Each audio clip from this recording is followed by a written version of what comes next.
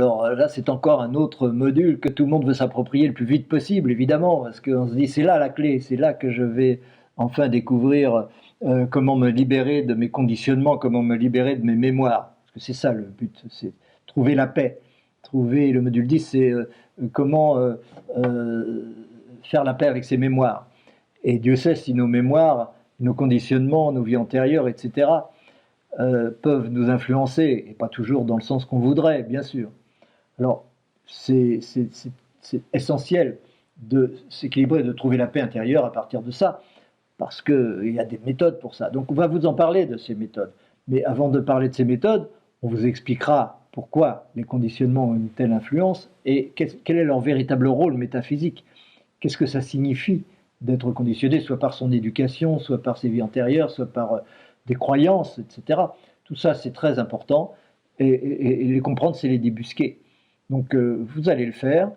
Vous allez aussi pouvoir utiliser les multiples techniques que Louise Gervais vous présentera. Louise Gervais, vous savez, c'est une enseignante canadienne qui a introduit en Europe à peu près toutes les techniques de thérapie brève, soit l'EFT ou des choses comme ça, plein de techniques, euh, Access Consciousness, etc. Toutes ces techniques, c'est à elle que nous les devons en France, en Europe, vous savez. Et donc, c'est la spécialiste de ce genre de techniques. Et il faut les connaître, c'est bien de les connaître parce qu'on peut les utiliser. On ne les utilise pas toutes, vous utiliserez celles avec lesquelles vous vous sentez en affinité, mais vous verrez qu'il y a des choses comme ça qui peuvent débloquer une situation et améliorer les choses grandement. Euh, Cela dit, le module 10, c'est aussi euh, améliorer sa relation avec tout son subconscient. Et ça, c'est infiniment précieux, parce que c'est notre subconscient qui nous freine. Et c'est normal.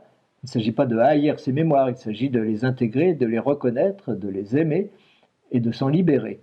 Et on doit s'en libérer parce qu'on n'est pas là pour subir des traumatismes qui remontent à on ne sait quand. On est là pour se libérer de tout cela. Évidemment, nos mémoires essayent de nous protéger en nous empêchant de revivre ces situations. Et donc, c'est le genre de conditionnement qu'on ne comprend pas en général. Mais il n'y a pas lieu, parce qu'il n'y a pas de raison de souffrir aujourd'hui d'un traumatisme qu'on a vécu il y a 20 ans ou il y a 10 000 ans. Ça n'a aucun sens. Et donc, apprendre à se libérer de cela, c'est fondamental. Il y a tout l'aspect prière aussi par rapport à cela qui vous le verrez, trouve une coloration, une réalité que vous ne soupçonniez pas, qui était complètement différente de tout ce que vous avez pu apprendre jusque-là. Donc, évidemment, beaucoup de gens meurent d'envie d'aborder le module 10. On ne vous conseille pas forcément de commencer par là non plus. Mais si vous le faites, c'est pas dramatique à condition de, ensuite, comme on avait dit pour le module 5, boucher les trous en allant voir quels sont vraiment les principes fondamentaux qui sous-tendent tout ça. Sinon, on risque de faire de l'allopathie en guérissant des choses sans avoir vraiment compris de quoi il s'agit. Dans la mesure où on peut guérir quelque chose sans avoir vraiment compris. Mais en principe, comprendre est premier.